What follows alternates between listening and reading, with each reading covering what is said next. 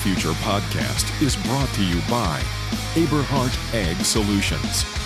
Join us as we talk to top entrepreneurs in the agricultural space about their methods of obtaining success in their endeavors. And now, your host, Dan Aberhart. So here's the deal, man. We're just going to have a conversation. That's it. Just you and me. We don't have to use it. But honest to God, I really wanted to have this conversation with you because, right now for me, it's pretty near and dear to my heart. And of course, we're always trying to be better in this life. We're always trying to improve ourselves. But what you've achieved is beyond what most of us can imagine. I mean, how are you feeling about it? Today, I'm feeling pretty good. I actually got a little choked up this morning on my walk, and I'm feeling good, confident and proud and strong, and I feel really, really, really good. It's hard to explain, actually. Well, you absolutely earned it, and it was very interesting because I was listening to Andy Frisella's show this morning, and he was talking about how Sean Whalen, who, if you're familiar with Sean Whalen, is one serious bad dude. Like, he is tough as nails. Did 2 Ironmans. Yeah. Did 2 Ironmans, Ryan. And he said this was the hardest thing and the best thing that he ever did. Oh, I agree. As far as being one of the best programs or best things I could have done for myself, I honest to God believe it was one of the best choices or best decisions I have made thus far in my life. Like, it's that good of a program, beneficial to me, and I believe it would be that beneficial to everybody who tried it or tackled it head on. Awesome. Here's the deal. I just wanted to set the stage a little bit about how you and I got connected and what this show is really all about.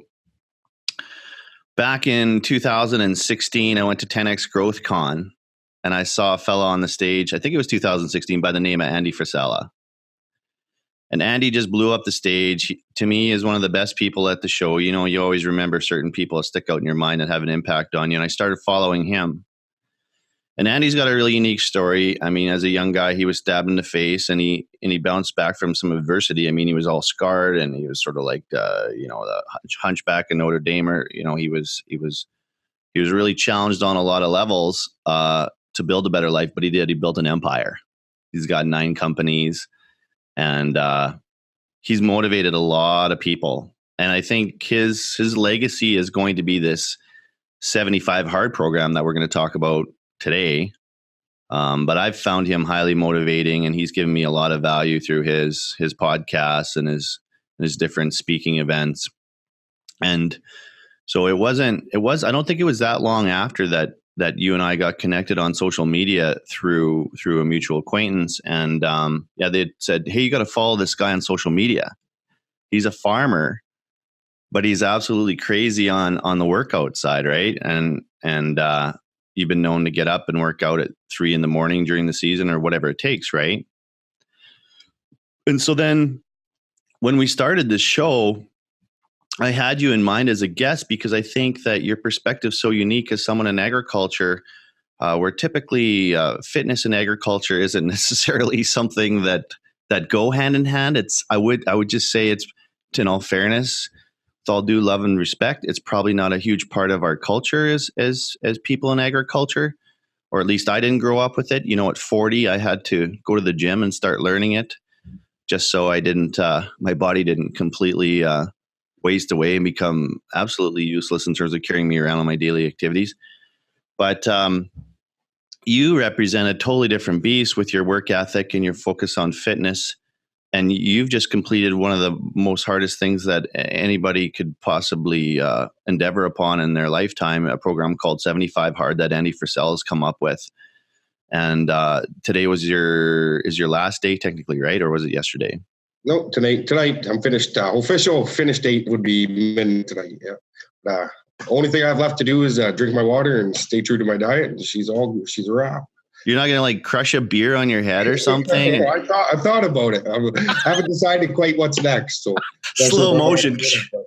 Well, we're gonna talk about that because you've got more beyond this program. But it's really interesting listening to Andy today And I don't know if you listened to the program, but he's saying that there's supposed to be a month between finishing 75 hard and phase 2. Yeah. A month between phase 1 and phase 2. So you can go directly into phase 1 after 75 hard.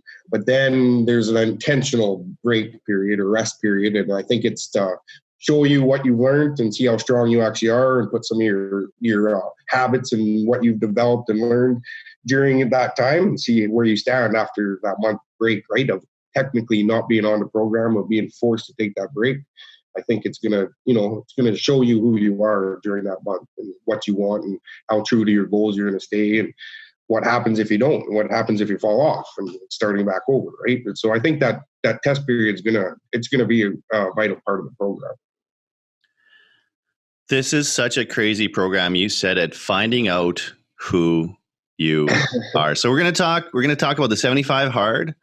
I want to know more about your farming operation, because obviously that's a big part of your life. That's what you do. That's your main business.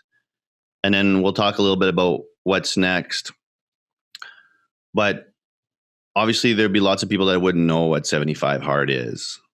But lots of people do, right? Like it's a bit of a cult once you're in the group. But tell us what 75 hard is and why you decided to do this. Okay, 75 hard, I guess it's a mental toughness program, and it's designed to challenge you on many levels, personally, physically, mentally, and it's going to hold yourself to the uttermost level of accountability. And you're going to become aware of so much during this program, and the progress you make in it. You're going to see so much about yourself and learn so much about yourself. But anyways, the mental toughness program, to break it down, you have to do 2 workouts. One of them has to be outdoor. Both have to be 45 minutes minimum. You have to drink your 1 gallon of water every day. You have to read 10 pages of an entrepreneur reading, or a self-help or development book, or a business side of things.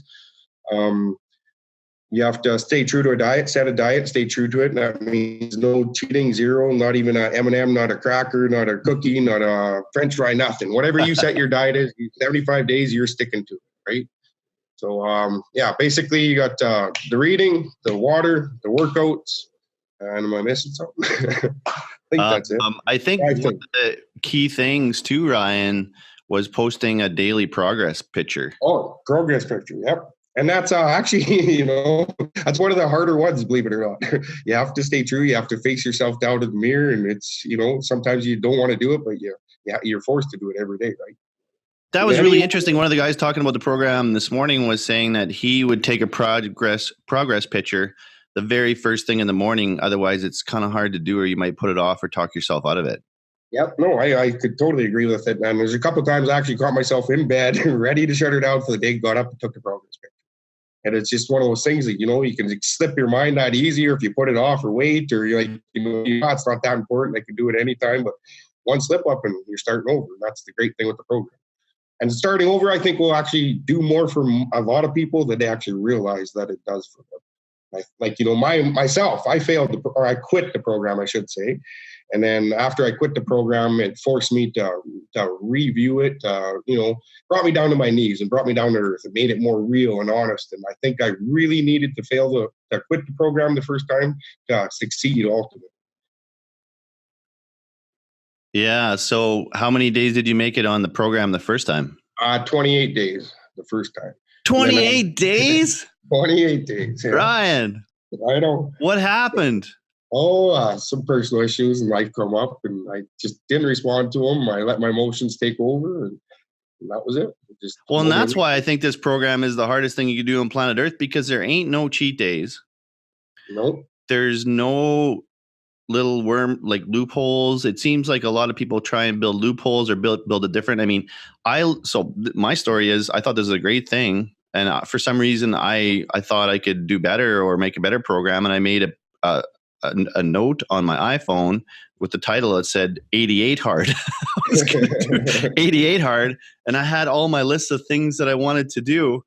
Well, I don't think I made it 2.5 days. Oh, it's tricky, and you're forced to be so aware, and it becomes so clear where you're falling short. I mean, I think that's one of the great things about the program too, because you're faced right there. You're face to face with all of your weaknesses, all of your justifications, all of your excuses that you normally make are right there, and they're transparent. And you have to tackle them. If you don't, you're starting over. So you've been into fitness for a very long time. When did your fitness journey start? Well, it probably started back in high school. My very first transformation was probably, 18, 19 years old. I was pretty heavy, and that's when I first really started getting into it, and it's been a progress ever since. My biggest results physically, I would say, came the last 4 years of steady working out probably. But that's I've been pretty steady for the last 4 or 5 year period, but it looks like it. Going back to high school, anyways, I probably did 3 or 4 full-on transformations. I gained it back. Every time I would settle, I'll get comfortable, get lazy, gain it back. This time I've been really working on, developing a lifestyle, developing a mindset, changing my path and my goals and my dreams to keep me centered here versus giving up and going the other direction. Why fitness in the first place? It seems like you got a story about being fat, essentially, and changing that through your will. Yep. Well, I guess being fat the way I felt, obviously feel horrible, didn't want to leave, you're depressed, you're never happy, you don't want to hang out with people. And, I just got sick of that. And I've always been attracted to wrestlers or Arnold Schwarzenegger or The Rock or Rocky. That's just, I'm a guy, right? I like that stuff. And that's kind of always the direction I wanted to go, but I just never knew how to take it there. So fitness has really helped me to become positive, to become stronger mentally, to become overall healthy. Just the depression, anxiety, and stress alone, working out almost takes care of that. And when I stop working out, I go from positive to almost negative. It's got adverse effects. So for me, it's about the transformation. It's about the growth. It's about, doing something good for yourself and just keep going forward, right? That's amazing, man. They talked about this program not being about body transformation. They talked about it as being a discipline challenge. And I think that's what you've experienced. And I've been watching you on social media for a couple years. And I've watched a bit of an evolution, especially with the 75 Hard program. And I felt that your general posting or your trend was towards a more positive outlook on everything. Is that fair to say? I think so. I think this program has really cleared up a lot of things in my mind mentally, brought me to a new level, a more positive, a more healthy level. And I think it's just put me in a really great mindset and a really good direction. And I think the mental aspect of the program is definitely the most important personal growth you will pull from the program is the mental side. The physical is a bonus, right? This morning, Andy was talking about somebody that he's been in contact with who's literally been suicidal often. And that this program is literally what keeps this kind of thing at bay. And I personally I think that we all have challenges on a spectrum, between, depression, anxiety, and sleeplessness to outright madness. Like just being, having serious medical issues related to mental health. But especially since I've gotten in touch with a little bit of fitness in my life, I think it's absolutely the first thing in the day. And that often if people were struggling, being fit, exercising, eating right, and sleeping, it's got to be almost 2/3 of the battle.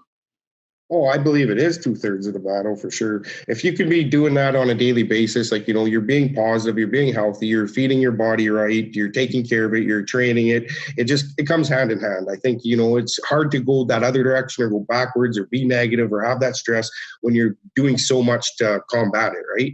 And going back to the 75 Hard program, it is. It's almost life changing. I struggled for a couple of years myself mentally. I was hurting. I was struggling. I was broken. I was depressed. I had lots of anxiety, and it's almost like the program can pull you out of that and empower yourself to have your own control. It gives you the self-control, the strength, the power, the grit, fortitude you need to overcome that, to get away from it, to kind of pull, and you can almost feel it each day getting stronger, each day getting better, each day going further away from that place into a better place. I think that's a really beautiful part of the program. You almost have to experience the program to understand fully what I'm saying. And I know anybody that's actually completed the program will kind of get what I'm saying. And I think everybody should do it. Try it. Try it until you fail, try it again until you succeed. That's a really good point, because I'm afraid to start. And where I'm at right now, I got to go back to strategic coach in August, and I had set a goal to be at 185 last quarter, and I basically did nothing about it. And technically, I'm my good old dad bod. I'm at like 215, Yeah. and I'm coming up on the cusp of that feeling you're talking about again, Ryan. I'm telling you, when you feel out of shape, or you don't feel good about how you look, or you just feel like you're carrying a bunch of extra weight, I've had times where I looked in the mirror, heading out of the house, and I didn't want to go out. Yeah. Right? It's really uncomfortable. Now, I was looking at, you were mentioning in the next phase of the program, we'll talk about that a little bit more, but in the next phase of the program, you're talking about doing visualization. I wanted to ask where that fits in for you. Have you been doing visualization yet? Is this something that's new to you? Can you tell us a little bit more about that?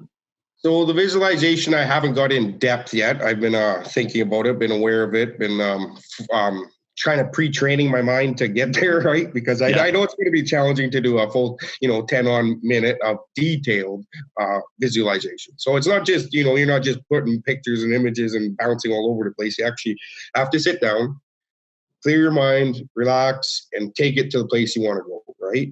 And think about the little things, the details, the shoes you're wearing, the car you're driving, you opening the door handle, you walking up those stairs. And that's a really big challenge. To do for 10 minutes, detailed, day after day after day.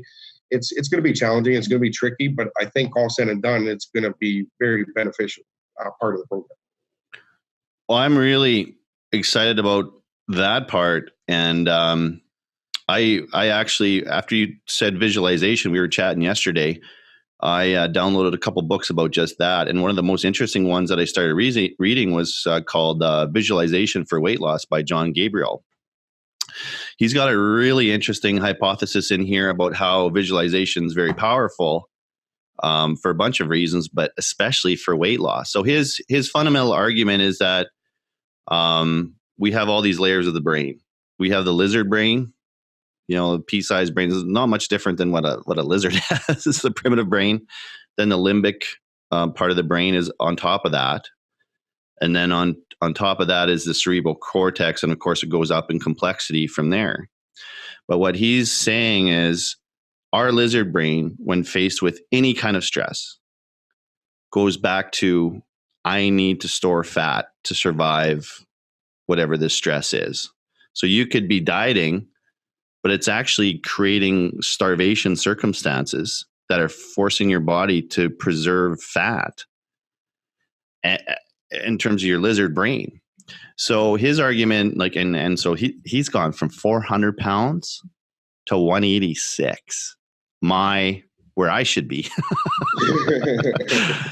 And I'm just thinking, this is crazy stuff, because the points that he makes just rang so true regarding, we go through these cycles, and I think it's related to the program that you did.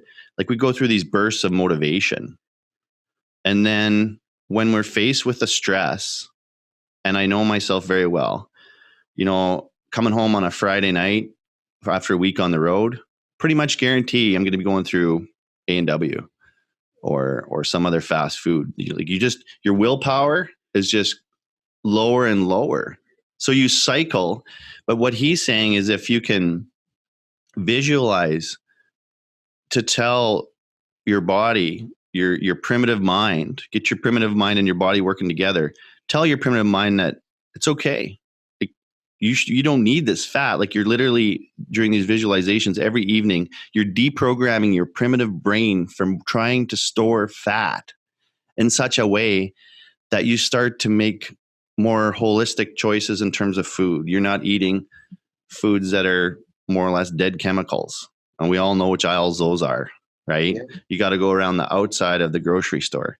You're just naturally going to be programming your mind and your body to want to receive more vibrant foods that are alive with the proper nutrients, and only eat, we've all got those friends that they push away from the table like halfway through, and you're like, what, can I eat that?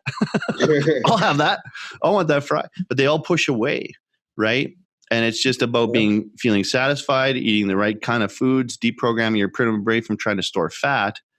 And this guy's lost tremendous amounts of weight. Then he literally posits there's no diets that work. If there was diets that worked, we'd all be on one or two of them. They would help us. There wouldn't be a trillion dollar industry. I mean, everybody sort of knows calories in and calories out.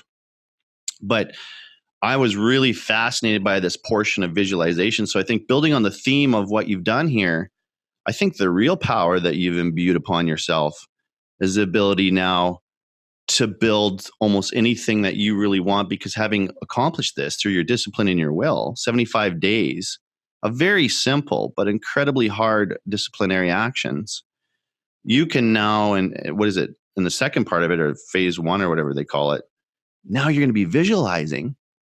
Ryan, you can visualize something very distinctly that you want, and internally you should be able to know that you can accomplish whatever you want as an entrepreneur. That's Mecca. Yep. Does that ring true for you? No, I believe it does, and I'm learning it, or I should say, I'm believing it or seeing it more and more so. Like, motivation takes you so far. The visualization will take you the rest of the way. It's no different than my fitness. I've always wanted to lose weight. I've always had these little goals, like, these little motivational things to accomplish. But it's my ultimate goal, the visualization of what I see at the end for me, that's pushing me further, that keeps me getting going when the motivation runs out. That's the beauty in the visualization. And it's like you said, you start making all these choices. I think that's part of the visualization process and a part of your dream and part of what you're seeing, all these choices. It's almost like, they start becoming natural. Like, it's just part of the visualization process.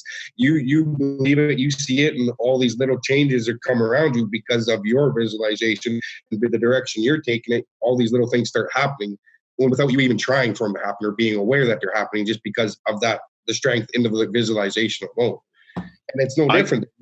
I got really excited about the visualization part, Ryan, because for me, it's basically like I gotta take time out of my day, a couple times a day, to fantasize about what I want to have, what I want to do, who I want to be with, what I want the company to look like, what I want my personal relationships to look like, what kind of father I want to be, what kind of car I want to drive. I'm not really a big car guy. What kind of guns I want to shoot off. What's with the guns? I don't know. I just really like guns. Wow. I know, man, but I'm telling you. What do you got? You got some kind of automatic weapons there, my friend. No automatic weapons. Semi-automatic weapons. Big distinction. Well, I'm not a big gun guy. But yeah, you got some crazy stuff. Tell us a little bit about your guns and shooting your guns. I like it. Something I enjoy. I don't hunt as nearly as often as I should or would like to, but it's kind of been a slowing process as I get older, I guess. I'm okay with that. But no, I like target shooting. I like to me, there's beauty and precision and accuracy. If you can sit down and fine tune that sight and dial it in, have the patience and hold your breath and, take your shot and you miss, well, guess what? You're back there, you adjust, and you take another one until you hit it, right? And I think there's beauty in that. And, I love nice things. I like quality. I like things that look badass. So, the cooler they look, the happier I am. So it's almost a double passion for me. I collect them. I like, for the looks of them or the aesthetics of them. And I also like to shoot them and use them. And I enjoy, kind of the peace of mind I get from blasting off a few rounds. So tell me a little bit more about your gun collection then, and some of your favorites. Or I guess every gun is my favorite. No, I have a little bit of everything. I have from a 22 caliber semi-automatic rifle to a 9mm pistol or 45 ACP. And some of my favorite brands and my probably my favorite shotgun is my Benelli 12 gauge. It's a super sport, carbon fiber and black, and just a beautiful, beautiful looking shotgun. My favorite rifle, my Seiko 300 short mag, fluted barrel.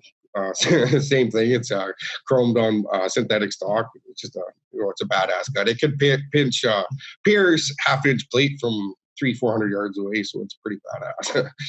And no, I just got a little bit of everything. I had a couple 5.56s and a 7.62, and my Daniel Defense, my 7.62. I really like that build. It come out really beautiful, and it's probably one of my favorite guns, just for the strength in it and the little woomph it has behind it. It's a beautiful shooting gun and a beautiful rifle. How many guns do you have? Oh, I don't know. A few. There's a few. I have, I'll put it this way. I have 4 restricted firearms. Nice. Have you ever pistol whipped anybody?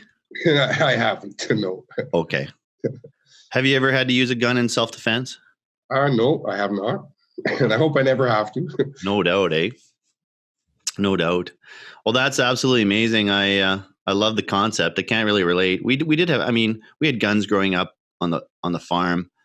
And that was cool. We shot a lot of gophers and stuff, but I've never been into things as things can be simply for the joy of them unto themselves, like cars and guns and guitars. Even I play guitar for like 30 years, but I'm more about the production and the recording and the end result than the guitar. But I really admire people that have that aesthetic. You said that you like things that have a certain aesthetic or you have a certain look. Like watching you on social media, you almost have a brand. Your photos are really well done, and you share a lot of stuff on social media. And I see that you like John Deere. Yeah, John Deere. There was anything else? Like what else is there? There are other people with other tastes that we sort of have to accommodate and sort of provide them equal voting rights somehow. I don't know how that works. It's incredible. But, I grew up with John Deere on the farm. It's kind of funny because my brother just bought a Lexion, and it literally got out before the ink had dried, because I think that people in town had seen him at Chicken Chef with the salesman. But we've been John Deere forever. My dad ran a John Deere dealership for 7 years. There's your daughter tiptoeing. I love it. Hello. Hey, can you get her on camera here for a second? How are you? Good. Good. What's your name? Kaylee. What do you think of your dad doing this crazy program 75 hard? How crazy is your dad? I don't know. What do you think of it? Probably a lot. Well, did you do any of it with me? I tried, but I gave up. Oh, You gave up? How could you give up? I told her if she completed 75 hard that I would take her to New York because she wants to go to New York. What? She's gave up so far, so I'm waiting to see if she'll try it again. Yeah, I want. New York, you gotta take up your dad on that offer. It's a once in a lifetime. You'd be doing 75 hard in what do they call that? Grand Central Park or whatever. Yeah, that'd be pretty beautiful. Now, I was thinking to make it a little bit easier and a little bit fairer for them. Like, they have been coming for bike rides and walks whenever it works out for us. And, no, I was thinking of maybe coming up with like a mini 75 hard. Like, obviously it's not 75 hard adult version or hard version, right? But like, maybe tone it down to like 5 pages of reading, try to stay truer to her diet and, work out once a day for 20 minutes kind of thing or whatever. Like, something that's going to keep them accountable, keep them working, keep them goal oriented, and still not be too tough and take away from them childhood, right? Or push them to like, to a breaking point where they hate it. No, I agree. And I think that's one of the greatest gifts you can give your kids if you can give them good work values and, be a good example of fitness and all that. going back to that, like I got a lot of great things from my father and my grandfather, but fitness, health was not one of them. Like, they almost ridicule me. It's funny. My dad, he's like, "Oh, what the hell are you working out for? What the hell are you going to go for a run for? Why do you lift weights for?" It just, he's got that mentality, that old school farm man. Like, he's like your Mayo farm guy, right? Like he's worked his whole life. He's outworked me by far. He could probably still outwork me today, and he's 72 years old. But so his work ethic's always been do the work. You don't need to do the exercise, right? And he almost ridicules me for it too. And so does the town pretty much. Like, how small towns are. It's not common to be the fit person or the healthy person. It's more common to be the person drinking beer or living that lifestyle than be the one out for a walk at 4 or 5. But no, there is that old mentality of of you don't need to do the exercise because you do the work. And I'm trying to break that and be like, no, you can live a healthy life. You can do the work. The work's changed, considerably over the last 20, 30 years alone. So it's not as physical demanding as it once was. So there's no reason you can't kind of, change your habits or change your mentality and develop something new.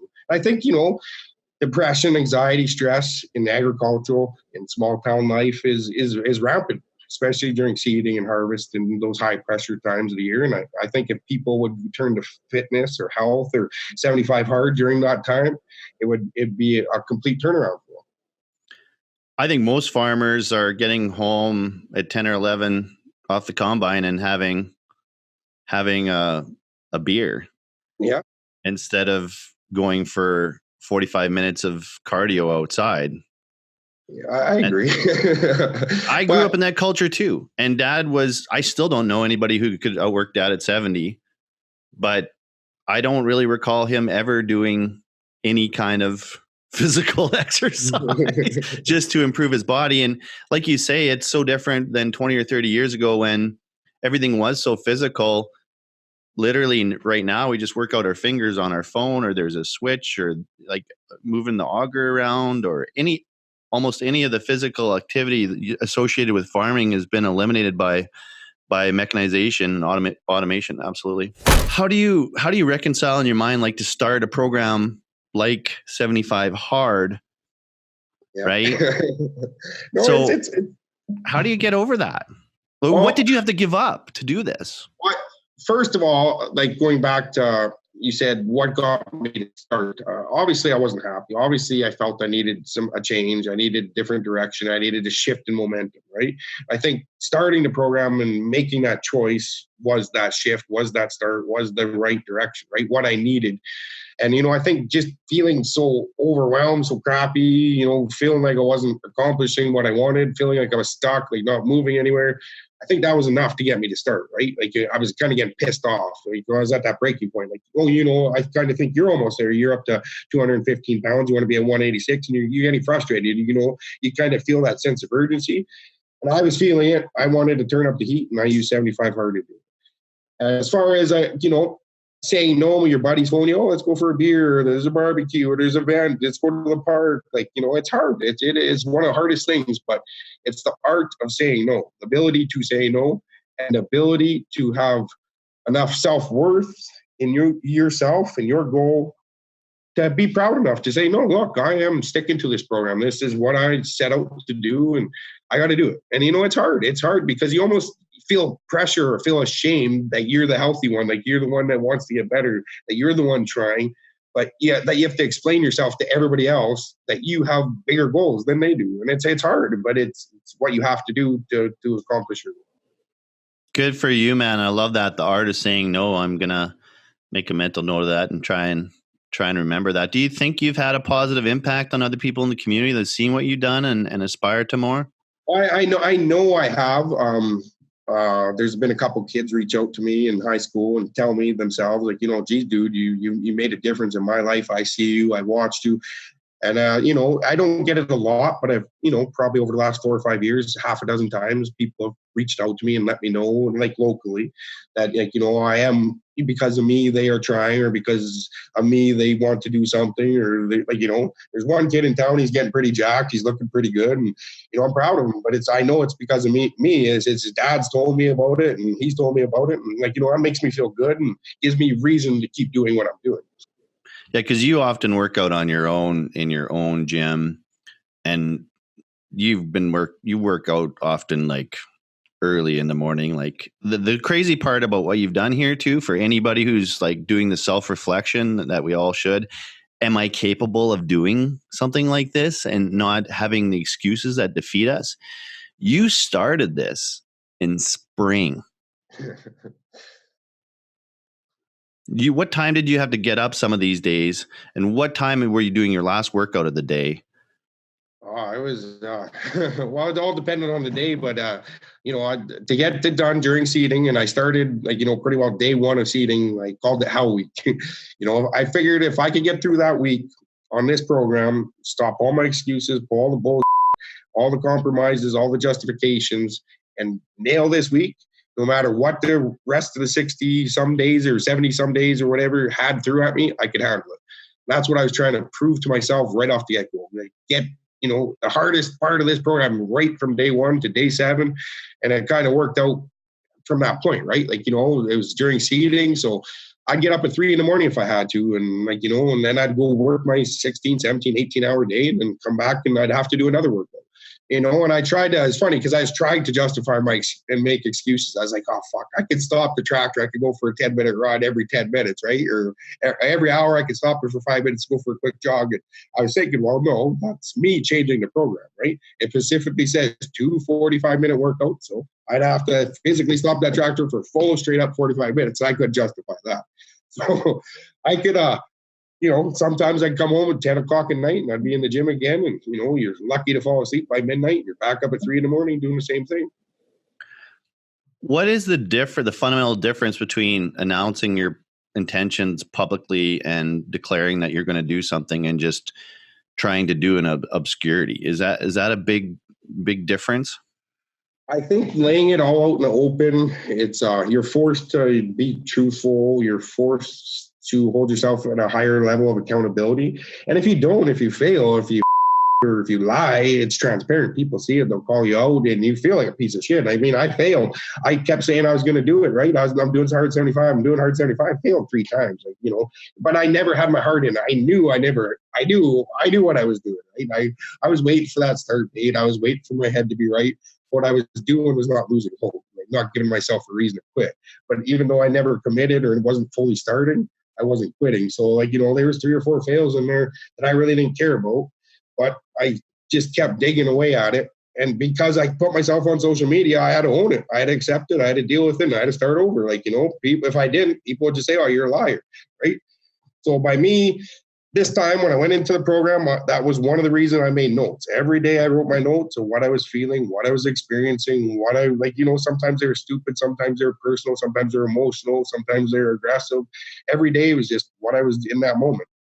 And that held me at a higher level of accountability. That put me out there. That, I'm proving to you what I'm doing. I'm showing you. I'm not just saying, I'm showing you. And that to me is a lot more powerful than hiding behind it, right? And pretending to do something you're not. You shared all kinds of things in your writing through the process. How was that? How did you like that?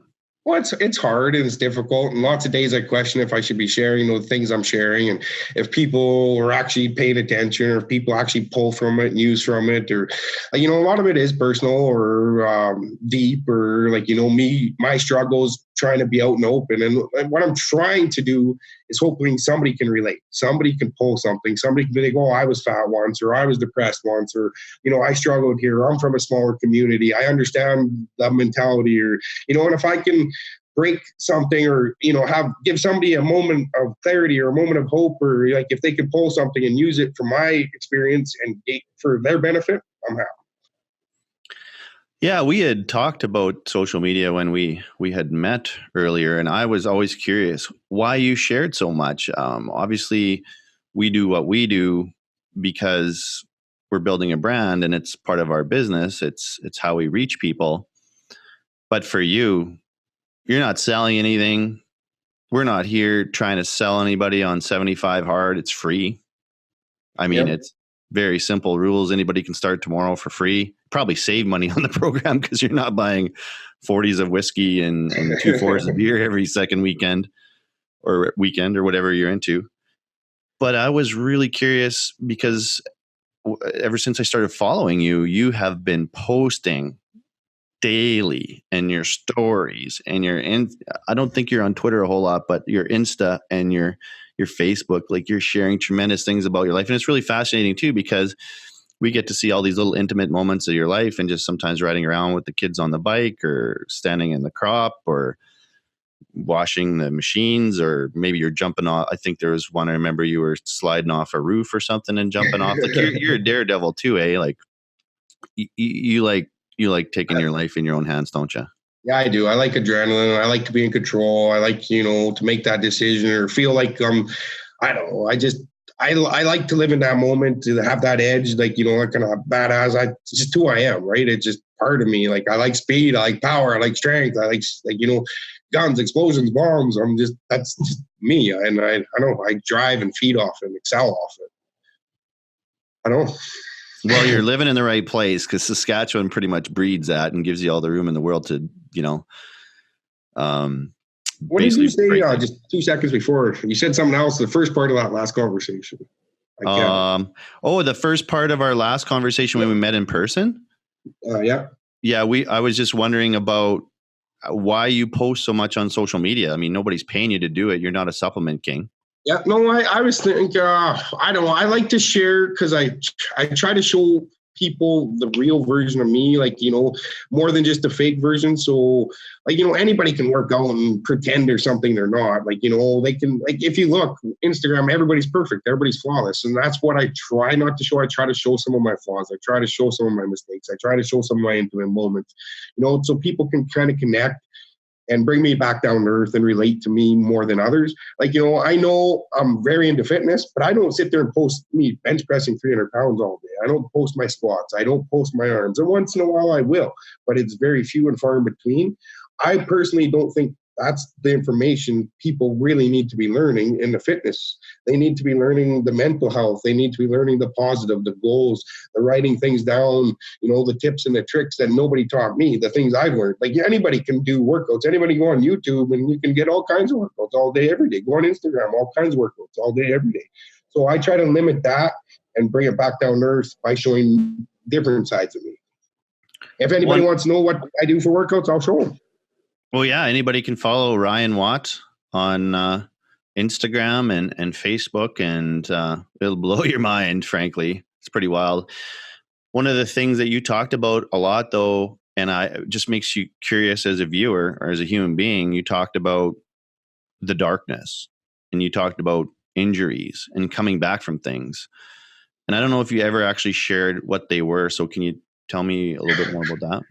Well, I guess injuries and darkness, I guess they both can kind of go hand in hand. But now some of my injuries I've dealt with, and some of them I never really had full-on answers for. And they're frustrating and they're aggravating. And I think the biggest thing when you encounter an injury is the patience to override it, to see it through, to relax and just let it run its course instead of letting the stress consume you. And if you let your stress and anxiety and fear consume you, then you will go to the dark side, and the dark side will take over. Like, it takes you down to your knees and it'll take you quick. But yeah, so for me, the injuries, I started getting some issues with my shoulders, a lot of shoulder pain, a lot of nerves. And, I went through ultrasounds, I went through x-rays, I went through blood tests. And, basically the answer I have right now is I got some pinched nerves. There's not much you can do about it. Stretch and and it's frustrating our healthcare system. It's frustrating the processes, not knowing. And, I've learned a lot just how to deal with my injuries, how to stretch better, how to predict them, how to do self-care. Like massages is a very important part for me to be able to push the way I push. Without that part of the program, I don't think I could get these kind of results. But the darkness, some of the things I go through, I guess, was I lost a friend there a couple of years ago, and I took that the hard way, and it really bothered me. And I was really judging my life compared to hers. Like, she was such a beautiful person and soul, and such the world could use way more people like her. I sit here and I look at myself, and I'm just like, the world. To me, I don't benefit the world. Nothing like she did. She brought so much beauty and was so pure and passionate and happy, and she never hurt a fly. And so I took that kind of hard. And then I didn't know how to handle it. And I had the stress and anxiety and, all the stuff with the injuries going on. And I just, I started going into a darker place. And, before I realized that I was so lost and so broken and struggling, it was hard to get out of. And you don't realize it when you're in it that deep, but it starts consuming you. And you really got to fight and dig and work. And, it was the fitness. It was this that pulled me out of that. And that's what I always held on to. Like, that attitude never to settle. Just, some days you don't do nothing. Some days you're working completely backwards, but it's in your head. It's in your mind that it's there. And I use that to, help me pull myself out of that darkness or that spot and, find the light again, so to speak. What would you say to somebody who's drinking Red Bull and eating Doritos and going to bed at night exhausted, waking up feeling like crap, looking in the mirror, not excited about going out on the town because of the way you look and feel, and they're just so far on the other side of it and they never experienced that fitness and nutrition and health? What would you say to them being where you are? And being where you are too, you probably look at other people and you want them to have what you have. And that's maybe why you're doing the social thing, media thing is, Ryan, I sense about you want other people to have what you have. What would you say to them? I do. And it's almost frustrating I find myself trying to talk to people a lot, like, explain to them what they could have and what it would take. And I try to find the right approach, and finding that approach is hard because everybody's different. Everybody's personality is different, characteristics. But, if you can just get that one click in their mind, that one moment of clarity, and that's all it takes usually is like, if they can believe it or see it and just connect with that one thing you're trying to tell them, lots of times that's enough for them to make that change. But my biggest thing would be what one person can do, so can anyone else. You might have to do 10,000 hours worth of work. You might have to get up at 3 a.m. You might have to say no. But if I can do it, so can you. I've been there. So I know you can do it. Like I've been there 3 or 4 times. I've been to dark places. I've been fat. I've been that fat kid. So I know you can do it. If you just would listen to a couple of my pieces of advice and incorporate them, I'm sure you can start to make the changes for yourself. And that's what I tried to portray.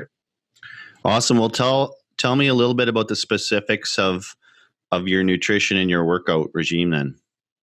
For my nutrition side, I do supplement with a lot of protein powders. I use an isolate and for a post-workout, and concentrate for my meal replacement. But my diet basically consists of whole foods, healthy, clean, natural foods. So I do eat fruits, I eat vegetables, I eat, my carb sources would be clean carbs. Like, I try to pick the cleanest, higher quality, complex carbs versus simple refined carbs. My cuts of meat, I try to eat extra lean or lean cuts. I try to grill or barbecue or bake versus fry or deep fry or cook in oil. So basically, I approach it like that. I don't try to restrict things. I do restrict the carbs on certain days, higher or low carb days. Like if I'm doing a leg day, I know I can, smash a plate of spaghetti if I want to. I just burnt that much calories doing my squats, right? So that's the way I approach it. That sounds awesome. So, and if I have a higher output day, I'm going to eat a little bit more, right? Or if I want to gain some muscle, I'm going to, keep it as clean as I can, but eat more. And that's what I try to do. And I'm always eating more and less, like, depending on how I feel, how I look in the mirror, the results I'm wanting. So basically, I'm just approaching it as a healthy lifestyle, a healthy diet, healthy living, healthy choices. And I'm adjusting it on the goal to the results I want. And to me, this takes off all the pressure of failing or screwing it up, because it's not a diet. I don't have those set rules or that mentality about it, right? I just, it's healthy living, healthy lifestyle. That's the way I like to approach it. Because you're pretty low body fat at this stage of the game. This is the best shape I've been in so far. What is your body fat percentage? I haven't checked it. I haven't weighed, but it's coming. This is day 75. What do I weigh? I honestly, I had a ballpark. I'd say 200 pounds.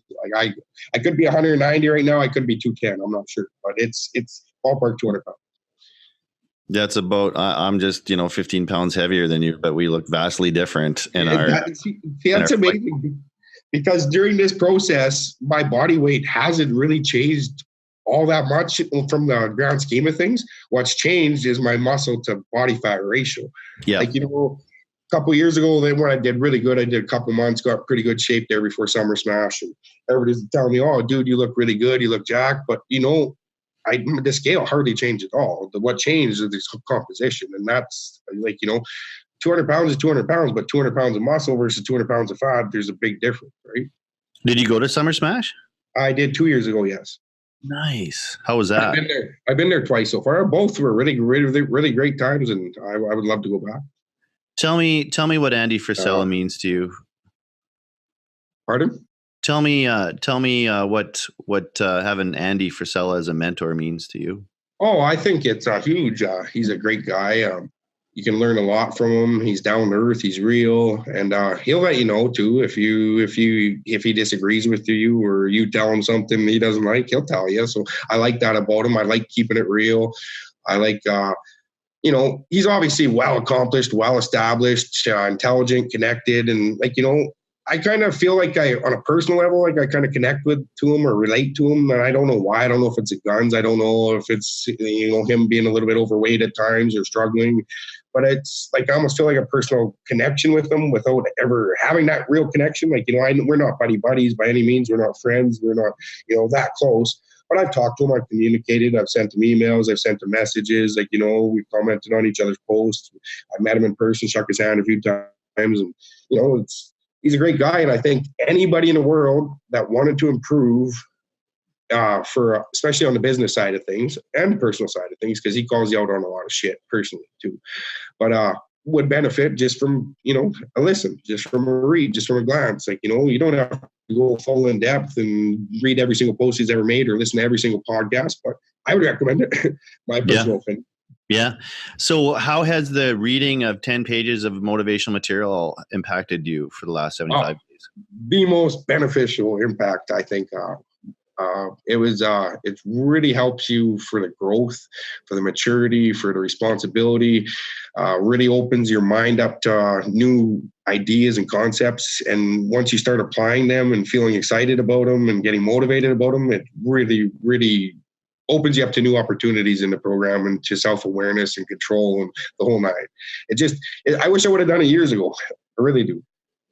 What were some of the takeaways or the favorite books that you read?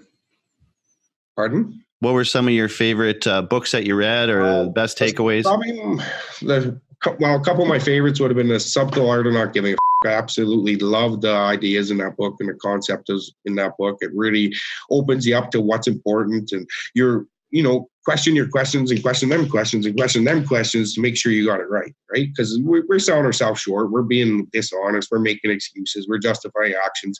And by asking yourself questions and then asking those questions and make sure you have the right values and metrics on those questions and to be important, I think that's a really big part of your life and your happiness and your control you have over yourself. Well, I really like that book.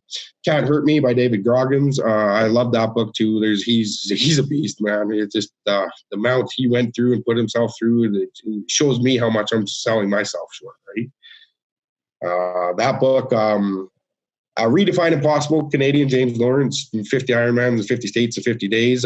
Started off slow. I didn't really care for the book that much, but probably 3/4 of the way into the book, I was like, this is actually pretty cool. And I really respect it near the end, whereas the first 3/4 of the book, I hated and didn't really like it. It kind of felt like a false, distasteful taste for that book. But at the end, I would recommend it to everybody. And then what was my next? You just had one that you posted about that you really liked that you thought was, I forget what it was called.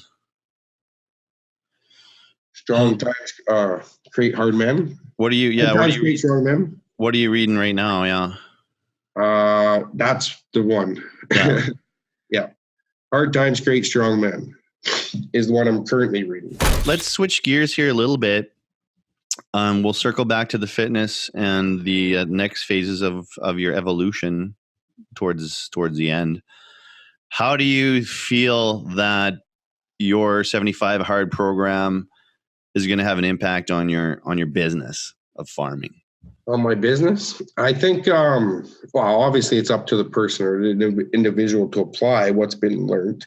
But I think that I can just have more ownership, more control, more awareness to make better decisions and better planning and preparations. And even things like with hired hand or working with my father, like some little things I learned that, like, I can blame myself instead of blaming them, or I can better, like, part of the things I learned was some of the reading was I can have better leadership. So I can lead up and down the chain of command a little bit better so everybody can work on the same goal and have the same result with individual goals not being interfered with, right? So, I mean, I think it will benefit huge, all said and done. Like, it's going to take a little bit of time to incorporate some of these changes and some of these things. But I think, on a 10-year spectrum, if I continue with it and apply what I've been learned, it will benefit this business and hopefully some future businesses planning on encountering as well, right? Oh, really? So you got other businesses in mind? I do have a couple, yes. I don't really want to get into the details. Oh, yeah. Yet. Okay, good. Well, maybe that'll be like a future show. So tell me a little bit about the farm and the history of the farm and the dynamics and statistics of your farm. Well, I guess the history of my farm, my great-grandfather bought the place in 1925, and him and his wife were out there, and my grandpa was raised out there, and my grandfather eventually took over in 1955 when his father had passed away. And he farmed for a few years, and he got back from the war. He was fought overseas and come back, and he started farming. And I remember him telling me the story. He's like, I started farming. I didn't know what I was doing. He was pretty young, probably struggling. Would have been a lot harder times back then. He's like, I farmed first year, and he's like, I didn't have a fucking crop, failed horrible. He said, I did it one more year, and he's like, same thing, I didn't have a crop. He said, you know what, I'm going to try one more year. SaskTel offered him a job. He's on the head of the board for SaskTel, and they offered him a pretty good job in Regina. He's like, I got this job lined up. I'm ahead of the company. Like, I got a good position. He's like, I'll try farming one more year. If I don't make it farming, I'm going to the city. I'm never looking back. So anyways, he farmed that third year and he got a crop, and that was that. He remained on the farm until he was well in his 80s and retired. And what year was it that you were talking about here? Just when he retired, or no, when he was gambling on whether the crop was going to work. It was in the 50s, I think. The 50s. Yeah. Okay. And anyways, he might not have had a job with SaskTel at that time, but it was on one of the boards. Either is one of those. I'm pretty sure it was SaskTel, but it might not have been. Anyways, he had a job lined up in the city, and it was his third year, and if it was a failure, he was done. And I love that story. He pulled off the crop and he stuck it out and rode it out. And where we're at today on the farm side of things is my father's currently at the farm, lives on the farm with my mom, and I kind of step back. I don't want to pull his reins out. Like, if I take that away from him, he won't know what to do with himself. He's talking about retiring, and I hate to see it. I hate to see him quit. I hate to see him stop working because I know what'll happen. So I have zero pressure on him whatsoever. I kind of want him there. I don't want to pull the reins from him, just letting him do it. And I can see it. He wants me to take it from him. He wants me to kind of, step up and handle more and all that stuff. But at the same time, I'm in no hurry to take it from him or to pull it away from him, because I feel once that happens, he'll kind of slow down and kind of regret it and have less to do. And he likes it. He loves it. That's what he strives for each and every day. He's out there right now doing something like. Yeah, you're supposed to be helping him. Yeah, pretty much. Yeah. I'm glad you took the time to talk to me this morning. But so it sounds like you got a good relationship with your dad. I mean, how does it work working with family on the farm? It's at times it's challenging. Like, I love my dad probably more than any other guy on the face of this earth. Like, we have a really good connection that way. Like, I never tell him he loves me. He never tells me he loves me, or I love him, vice versa. But, I'll tell him to he'll tell me to like, we're pretty hard on one another. And when we disagree, we disagree. But all said and done, we're good together. And it helps us grow stronger and better. And we're both on that same page. Like, just who we are as people, like father and son, as work partner, or work partners or business partners. that it doesn't bother us. That's just who we are. We can, like, I can drop a wrench on his foot. He can call me a dumb asshole. Then 5 minutes later, we laugh about it, kind of thing, right? It's just the way it is. But no, it's good, and I like the farming. Like, I like how mom cooks and has the garden. I like, I like all that stuff. Like, just the family farm, and I wish I could present that to my kids and family a little bit more prominent. And I think I will the day I decide that I'm going to live on the farm or be the head of the farm or run the farm or manage the farm, because when that transition happens, and I'll be able to present a little bit different things to my children and hopefully get them more involved into the agricultural side of things too. So your dad's 72, and how old are you? 37. 37, yeah. So when do you think you'll be taking over the farm? Well, I'm in transition. I'm in the process. I'm just not in a hurry to speed it up, I guess, so to say. But no, I'm there and he's there, and we're working through it and trying to figure out what's best for everybody, the whole family kind of thing. And like I said, I don't want to put that pressure on him. I feel like I put the pressure on my grandfather to retire, like, because I was younger, I was cockier, I was more aggressive. Like, I wanted to, step on my game, take over more, do more. And, I didn't see it quite then. I didn't even realize my dad hadn't had the chance to run it back then, like, because, my grandpa was still running more or less. So by the time my father took over, like, he was getting late into his 60s. So, and I kind of felt like I put a lot of pressure on my grandfather to slow down and to quit. And like the moment he decided to do that, I seen his decline. Right? I seen he wasn't happy. I seen you almost, and it, how do I sit there as a grandchild, tell my grandfather to quit after all of that? It's his empire that he's built, right? It was his empire, not my empire. Maybe 50 years from now, it could be my empire, but it wasn't my empire at that time. So I had no right to do that, and I felt bad. So I'm not going to do it again to my father, right? How old was your grandfather when he retired from? Oh, it was time. You didn't want to stand in front of the tractor. It was bouncing. I almost got hit a couple times. He was late 70s, early 80s, but it was time.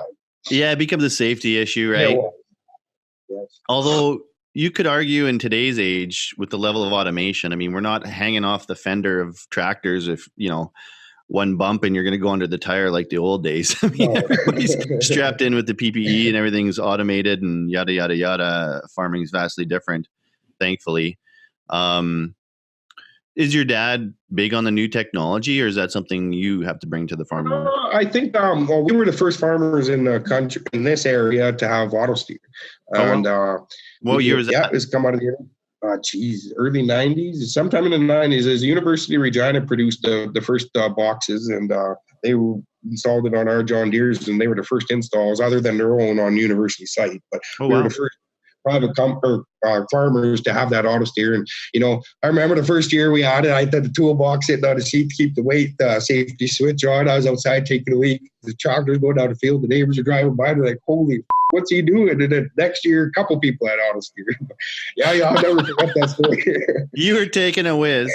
Yeah. And the tractor was steering itself? Yeah, steering itself. That is epic, man. On the seat to make sure it kept driving straight. Too bad there wasn't social media to post that incredibly dangerous maneuver, because that is epic. No, but technology, he's coming around. Like, I'll be honest, he's just got a credit card the last couple of years. He just sent his first text message probably 2 weeks ago. But as far as the farming side of it, he's kept up. As far as using it, not so much, but he's on it. He understands it. He lets me use it, which is, beneficial. How are you guys making decisions, and what's the decision-making process between the two of you? Well, right now we just kind of talk back and forth, communicate, and we want to spend the money. How much money do we want to spend? Where's it best spent? How are we going to kind of achieve our goal? And markets play into decisions. Bin space plays in the decision, carry over the previous year. And we just kind of try to make what's best for the farm, right? Like we're not farmers that go out and spend 400 pounds of fertilizer or apply 400 pounds of nitrogen every spring on chasing a crop. Like, we would try to, find that profit, like, that best bang for your buck kind of thing. You put the kind of fertilizer down where you think you're going to get your best return profit-wise, right? And obviously, 400 pounds on 12 inches, 13, 14 inches of rain, probably going to produce more. But, I mean, on an average year, you don't need 400 pounds of fertilizer to produce a 50 bushel crop, right? Have I ever got a deal for you, Ryan? On sulfur? I know. We're waiting for it. Yeah, it was funny because we did that big talk with Sharp Soil Services out at the Willows in Regina, and you were there with your lovely wife, and I'd seen you on social media the first time I met you, and I kind of roped you in and made you an accessory to my sales pitch. That was a lot of fun. But you were taking your wife out on a date? Yep, date night. Good man. Good man. So with the farming then, are you guys doing a lot with precision ag, variable rating, anything like that? Variable rates, we're getting into this year. We did a full-on section with the straight up variable rate. So we're going to test it across the whole section. Different rates, quarter to quarter. So we're going to do some trial runs. We're getting into it, and we got the drill capable, and obviously we got the machinery and equipment capable of this stuff. But no, it's just, I'd like to see some of that technology get a little bit more precise before you full on jump in. The seeders aren't quite there. The combines aren't quite there. Like some of the mapping and overlay, like a lot of these companies too, they're making money. They're selling it, right? Like they're pitching it as a beautiful idea, and it's a good idea, but it's not quite beautiful yet, right? So they're still making their profit. It's not quite, I don't know if it's quite justifiable yet on every single aspect of it.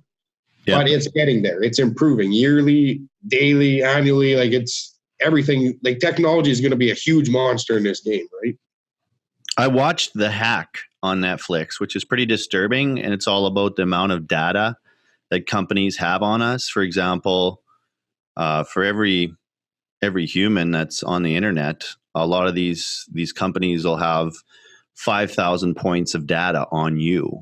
5,000 data points on you, and they can literally find a way into your feed such that it makes you into a voter. Cambridge Analytica used it in the 2016 election in the States. And this is the stuff of like future sci-fi legend because this professor was in a room full of people, young people, and he said, who here has had the experience where they talked about something and it showed up almost immediately on your phone? And my brother told me the story about talking about intermittent fasting or something like that with somebody who they were in Russia, and they had a conversation about intermittent fasting. And in the morning on his feed or on his phone, there was an advertisement. But what the guy was saying is actually behind this is not necessarily that your phone has heard you and started to advertise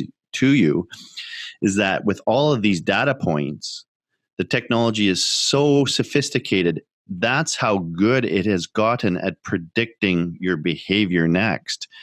And so for a long time for myself, I sort of thought about big data for farmers as well. Who cares? I mean, it's probably part of the reason you can get these widgets for $3 an acre, whatever. And if they're stealing it, I mean, it's not like it's an individual thing. But I also think that there's a danger for this kind of thing to be more insidious. And I know there's a lot of talk about it, and it's probably warranted because we're talking about really big business. Like if you have enough data points on farmers and their yield and their behavior, you can sell to them, you can bet against them in the markets, you can use it on a large scale for all kinds of things. Do you care, or do you think about your data at all and where it's going and who's using it? More and more so, I believe. Actually, I find it very, I don't know. I don't agree with it whatsoever. I don't like that they can take that data or listen to your phone calls or your conversations or your text messages or your internet searches and compile data and use that. You know, like you said, it's going to eventually come back, and some people is going to find a way to use it negatively. And it's going to cost us, the farmers. It's always costing us, the farmers. Like we're always on the bottom end of the pole. Like, you know, it's everybody else is amping it up. We're always eating the brunt of it. And so if they can turn around and, like you said, if they can find a way to use that to their advantage, it's going to put more money in their profit or pockets, take it out of ours, right? And it should be illegal. They shouldn't be able to do that. They shouldn't be able to target you like that. But there is going to be some beneficial sides to the technology too in the future. Like, you know, there's going to be unmanned machines. There's going to be, like, you know, the precision and the accuracy and the quantity and the control is going to be there. They're talking about firing up like an Amazon style business, right? So if you could buy your fertilizer, chemical, get it all delivered on farm by April 1st, and you know what you paid, there's no middleman. I think something like that could be viable, especially with today's younger generation starting to get more and more advanced, and already fully on used to that kind of the market or that kind of process. But like you said, you got big business, big dollars, big ag fighting that process. So what kind of cards are going to be going on behind the scene to stop that is what scares me. So you could see yourself doing business online for things like your inputs rather than going I could. If you could get rid of the middleman, if I don't need an agronomist or the salesman to come out there and, line his pockets for no reason, the chemical company, there's only one person that needs to make their money. It's the chemical company. Nobody else in this process needs to make money except for the chemical company, right? Or the fertilizer company. Why does the middleman or the 3 or 4 middlemen need to profit off that? And it's whose expense? It's the farmer's expense. Always is. We eat the cost. If some of these big ag companies ate the cost, you wouldn't feel so bad about it. But I've really noticed we're starting to pinch pennies as much as we can across the board, without trying to take away from our profits. But it's becoming, you almost have to. Everything is so expensive and there's so much risk involved nowadays. You have to come up with different solutions to some of these problems. Absolutely. Very interesting stuff. You've noticed it in the last couple of years that things have gotten tighter, but it's also been pretty evident that the last 10 years have been pretty exceptional in farming in terms of wealth accumulation. Yes, no, I agree. I think my dad keeps telling me, "Oh, dude, you've never seen a bad year. You've never seen a bad year." I've seen a few bad years. We had 3 wet years in a row. My bank account isn't nothing like his, so I know what I'm feeling, right? So, but no, I haven't per se had a crop disaster, crop failure yet, and I'm not looking forward to it. But no, the last 10 years in general have been better producing years, and my dad's been saying it. He's like, these guys are spending, everybody's spending. You got to save, and my mom's the same way. You got to save, because they if I buy a garden or whatever, or something, a toy, they're like, right?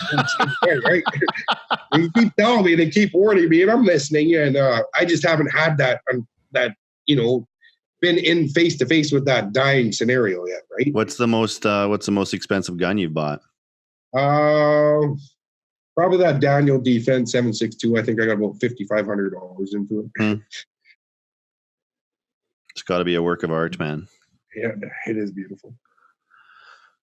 Huh. Very interesting stuff. Were you pretty nervous this spring? Everybody seemed to be nervous this spring. Yeah, I was nervous. I was stressed out. I wasn't quite there yet, mentally or physically, or I wasn't feeling like things were clicking for me or falling together like I wanted them to be. I was kind of fighting the whole process.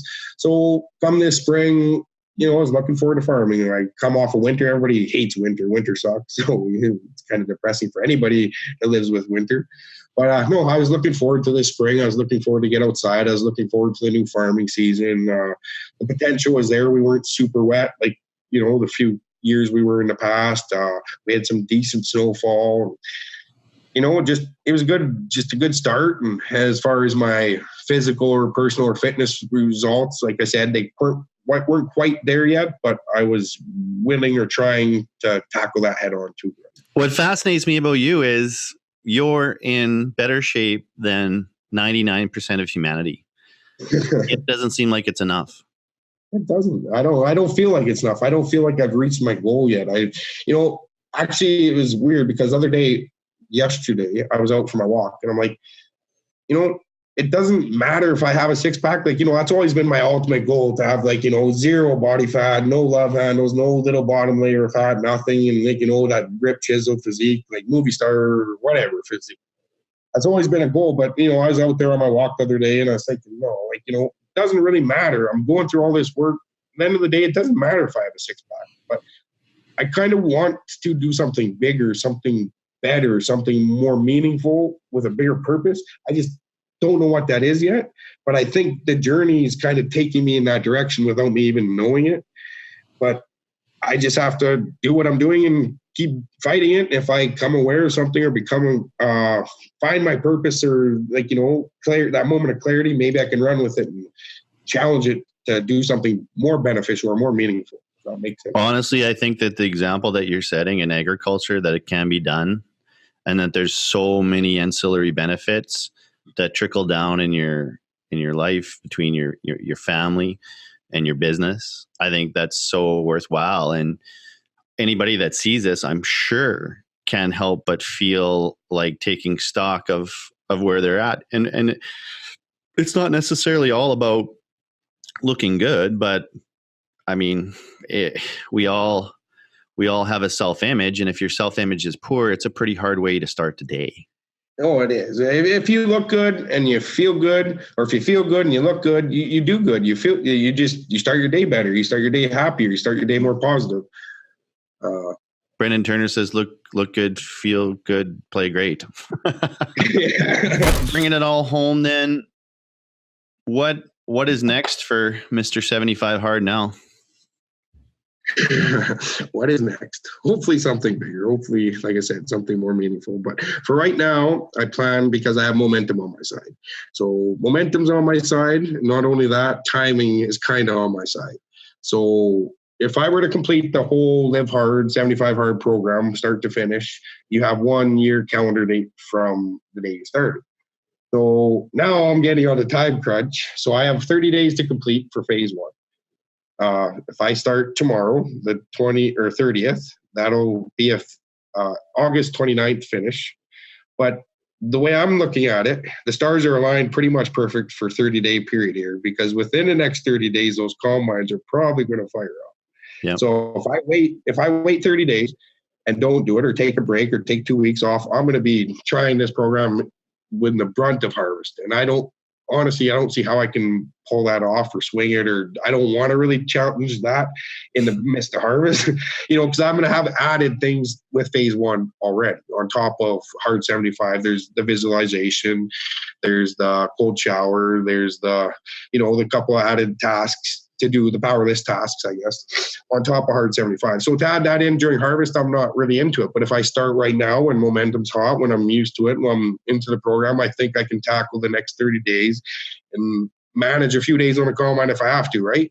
And then after that comes the rest period. So then it should work out good. I should be able to take my downtime or whatever and finish off my harvest and readjust some thoughts and come back at it and see what phase 2 has to offer. But no, I'm planning on completing the whole program, and just paying attention to where it's taken me, maybe be more aware of my personal journey and experience, and to see if I can further branch that off into different or better improved areas. Have you done the 5 minutes of cold showers yet? Oh man, I don't want to. I hate cold water. I'm not looking forward to it. Yeah, I'll make a post when I do. I haven't had my cold shower yet, and I kept telling myself, dude, build yourself up, try it out, give yourself a few extra days to get used to it. But I haven't done it yet. I haven't convinced myself. I'll tackle it on day 1 of phase 1, and I'll let you guys know how it goes. But I'm gonna tell you, I hate cold water. They were talking about that this morning, and in general, I guess Andy's technique is he, has his regular shower, but then he just turns it as cold as he can stand, and the whole process is dial it into where you're really uncomfortable, and that's where the journey begins. And I'd highly recommend that you check out a guy by the name of Wim Hof. WIM is his first name, Wim Hof, HOF. We've talked about it lots, but yeah, my brother takes cold showers like for the last year, or 2 years exclusively, Yep. Just because of that technique and everything. And it's a breathing techniques that kind of helps you get ready for the cold water. And I'm really interested about the visualization too. I think that's extremely powerful. And in terms of being detailed about seeing where you want to go, and then being able to apply the kind of discipline that you've garnered over the last 75 days in this whole year. And I think it's fascinating that you share too that you failed. Well, not maybe failed isn't the right word, or whatever happened. You quit 3 times. That kind of gives me a lot of hope, because for me, it might be just one of those things, just start. But I got to tell you, there's some major barriers. And one of them too is posting a progress pic. I've always been adverse to that, but I know why people do it, and they're right and I am wrong. I should be sharing, if I'm setting out a goal, you should be making it public, because it holds you accountable. And it's so easy to quit in those moments of when you're low. if nobody knows, you can quit in obscurity. Nobody knows that you fail, but if you make it extremely public, and the guys were talking about an interesting part of the journey where when you start out in the 75 hard, everybody's excited. Everybody's excited for you. You're excited. You're going to do this. You're going to kill it. But it's day 50 and day 60 when you realize nobody really cares but you.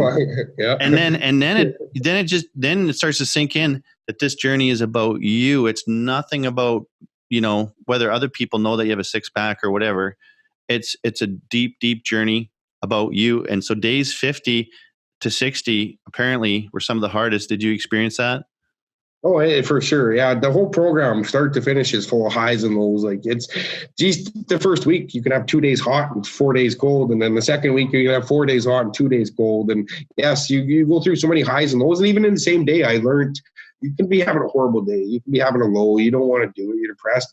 But yeah, if you have that mentality, that mindset, that awareness, you can kind of pull yourself out of that and make it a win. And when you can do that, when you can turn a loss into a win, you got power, you got strength, you got momentum. You can turn that around. You go from almost quitting the program, almost failing out, to all of a sudden, boom, you're 4 pages ahead, you're 4 days ahead, you're already on it, right? So when you can learn you're in control and you can do that, it's just a matter of changing your mindset. There's power and strength in that. So you did it, and you never cheated? Nope. Not a half a fry, not a sip of whiskey? I think I stuck a fry in my mouth once and spit it out. You did? No, I never had any alcohol. The diet, I believe, with my God opinion, like I set my diet fairly loose, or fairly, it's, like I said, it's whole foods, clean eating. I know I didn't eat no chips, no pop, no chocolate bars, nothing I would consider cheating from my diet, right? But what's it like giving up alcohol? It sucks, especially in I was at a couple friends' house. They're all drinking. I had a couple people over and they're drinking and just socially drinking, right?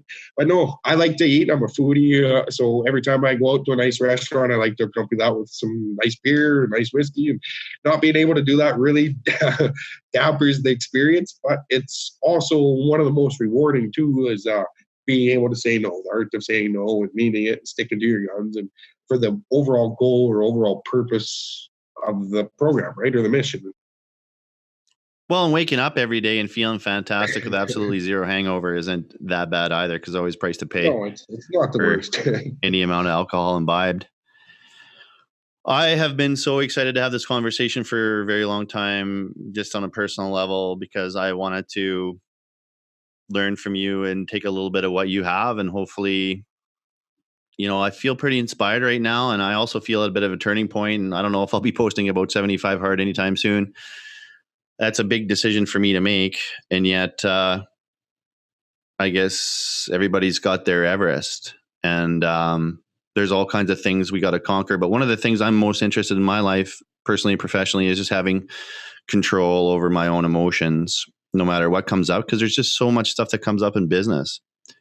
And I feel like what you've done would give you a lot more control over the only thing that's you can control is your own coolness. And if you can be cool as a cucumber, as a CEO of your own life, just like Andy Frisella talks about, through all these ups and downs, that's akin to magic, brother. That's akin to magic. That's a beautiful thing. And I'm happy for you.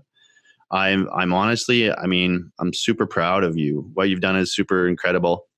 And it's just been an honor to talk to you on the last day of it. And I don't know what the percentage of people that start the program get through. I think it's probably pretty low.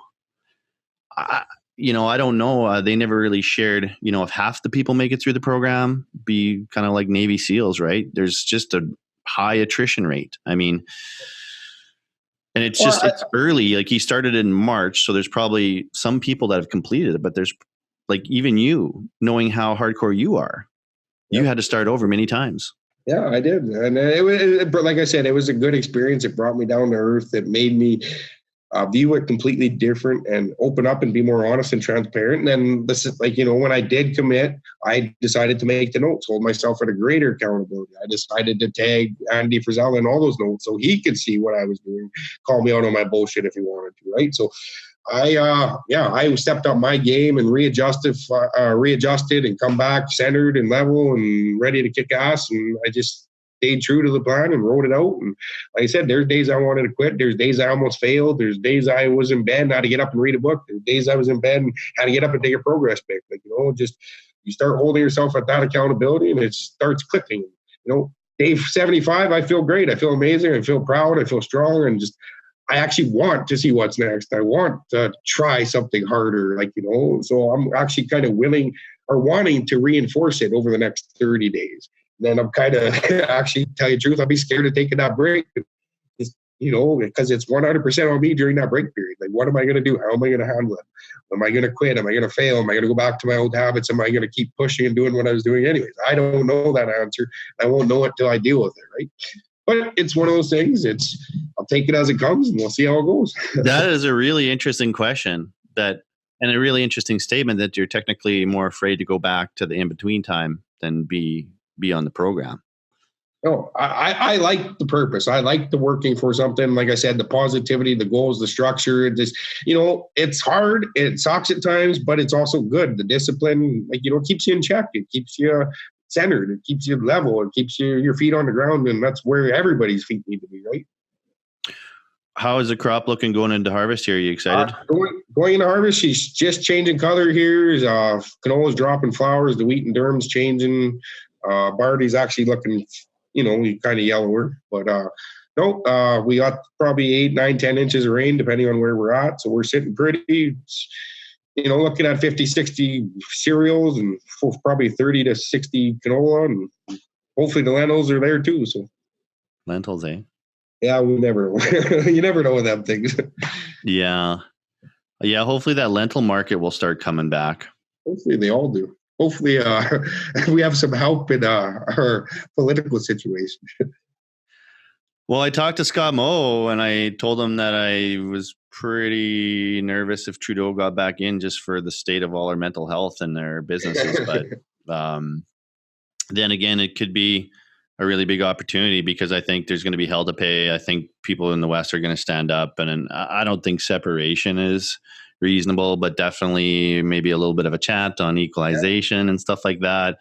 The rest of the country's kind of gone blue, but I wish I could say I was really confident that we have, a slam dunk opportunity here in conservatism federally, but I'm just not feeling it yet. And anyways, that's a whole other. My personal opinion is Scheer's not the answer either, right? Like, I don't think he's quite the image. I don't think they branded him properly, to tell you the truth. If I was head of Conservatives, I would have found a better image, a better brand. So people want to buy the brand. They want to buy the image. Like, you already know what the Conservative Party stands for, but you got to have somebody that represents it. Like Stephen Harper, he was a brand, he was an image. People liked it, right? The way I see Andrew Scheer, I don't see it that way. And I know a lot of people don't see him that way. You almost see him like he's avoiding things, or he's sneaky, or he's, I don't know. To me, he might be a better solution for Canada, but he's not the answer for Canada. I think Bernier would have been a better choice in terms of brand, and he's a little bit more extreme, but I think that's where things are gone, and that's what people are attracted to right now. And I think so too.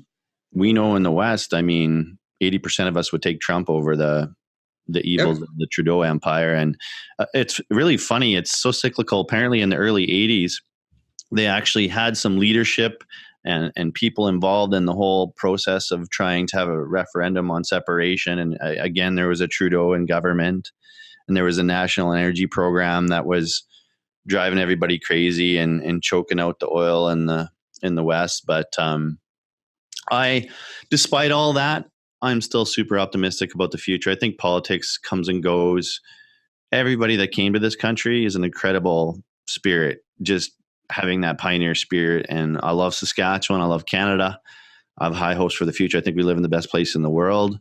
And we're just so blessed. And if, to me, if we aren't happy with the level of prosperity that we have, we're buggered.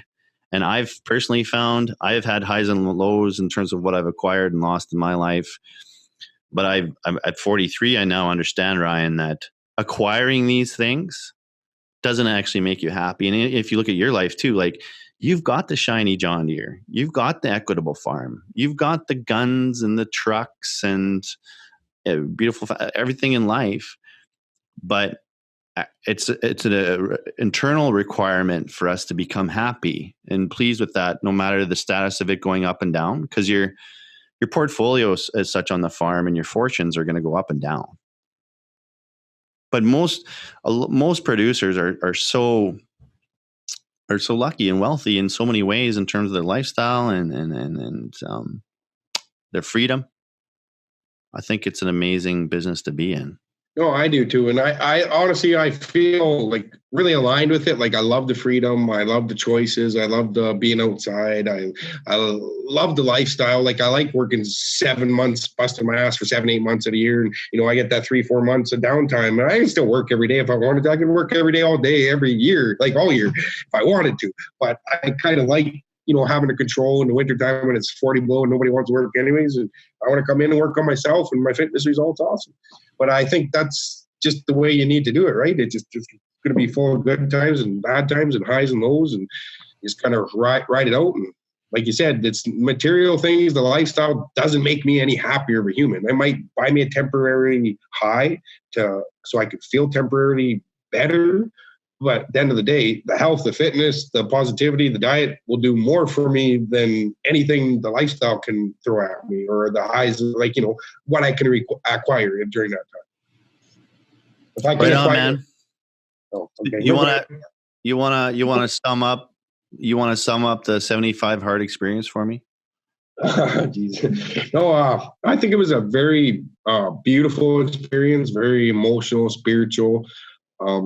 The way I connected with nature and kind of the world during my outdoor phase of it, part of it, was really, really unexpected and really, really beautiful. Really found almost like an inner peace during that time, or that it was a time of clarity, a time of reflection. And that really opens your mind up and helps your mental state and helps your clarity and helps with your goals and your results, and even sticking to the program, just because you're there, you're in the moment, you're present, and all the distractions disappear, all the stress, anxiety disappears, and you just kind of accept it for what it is. So that was just beautiful. But no, the whole program, I think, is genius on many levels. It challenges you on many levels. It forces you to be aware on many levels, and it will force you to grow. If you do it and be honest and truthful and do what the program is supposed to do, I think you'll walk away a better person. I think everybody will walk away a better person.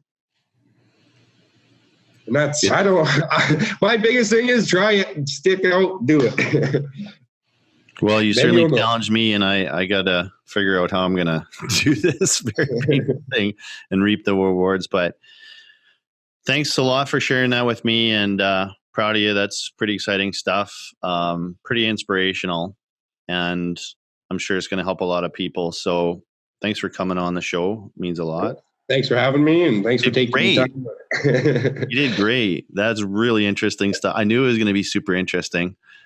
I'm kind of a little bit of competition with my brother about the guests we're having on, and I'm like, okay, check out this guy. I said, what do you think? And he said, I'm really interested in hearing the journey. So I think we'll leave it at that. But I'm really interested to hear what's next, how it translates into results for you and your life and your business, and other things that you're going to accomplish. We'll have to catch up in the future. So thanks, man. I appreciate it. Oh, right on. Thanks for having me. And it was good. It's good to challenge me and get out and do this. And I like to, continue to challenge myself to do things like this. I know it was a challenge for you, a completely different challenge to come on today. I totally get it. But you did great. And I kind of knew once we got rolling, it would be absolutely, I don't know. I find this format really, really great way to connect with people. So thanks.